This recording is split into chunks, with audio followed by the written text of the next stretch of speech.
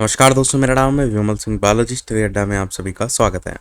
आज तारीख आपकी है 3 जुलाई 2026 की।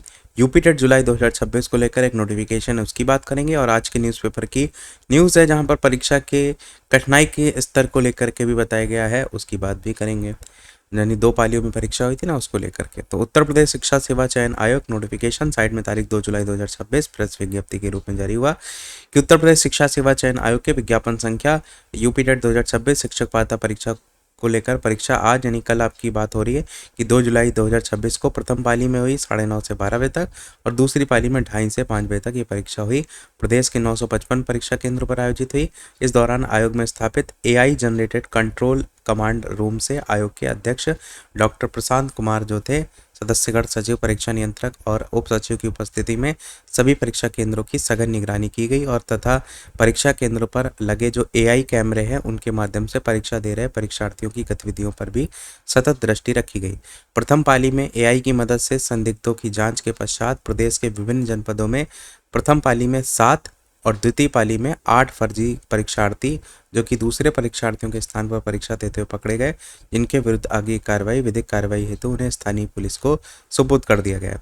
इसके अलावा प्रदेश के सभी निर्धारित परीक्षा केंद्रों पर परीक्षा सुचारू रूप से पारदर्शी, नकल विहीन, शुचितापूर्ण, निर्विघ्न एवं समय सुव्यवस्थित वातावरण में संपन्न हुई। परीक्षा के सफल संचालन में संबंधित जो जिला प्रशासन और जिला प्रशासन की सक्रिय सहयोग है वो भी प्राप्त हुआ। आज दिनांक 2 जुलाई 2026 को यानी कल की बात हो रही है।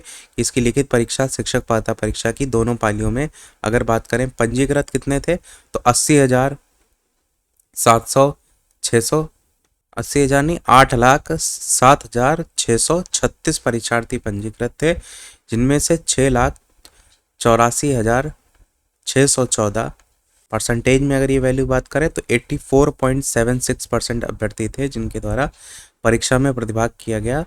और ये आपका बात हो रही है कि दोनों पालियों में मिला करके।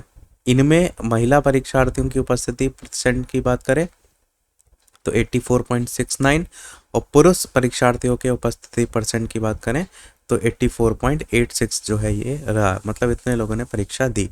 अब बढ़ते हैं हम हमारे आज के न्यूज़पेपर की तरफ। न्यूज़पेपर में न्यूज़ प्रकाशित हुई कि यूपी टेट की पहली पाली में प्रश्न पत्र रहा उलझाऊ। मतलब इनका कहने का मतलब है कि दोनों पालियों को लेकर के परीक्षा हुई, परंतु यहाँ पर प्रथम पाली को लेकर के जो है वो बताया जा रहा है। इसमें तरंग तुरंग जैसे युग्म शब्दों का अर्थ और चुल्लू भर पानी में डूब मरना मुहावरे का पूछा गया अर्थ।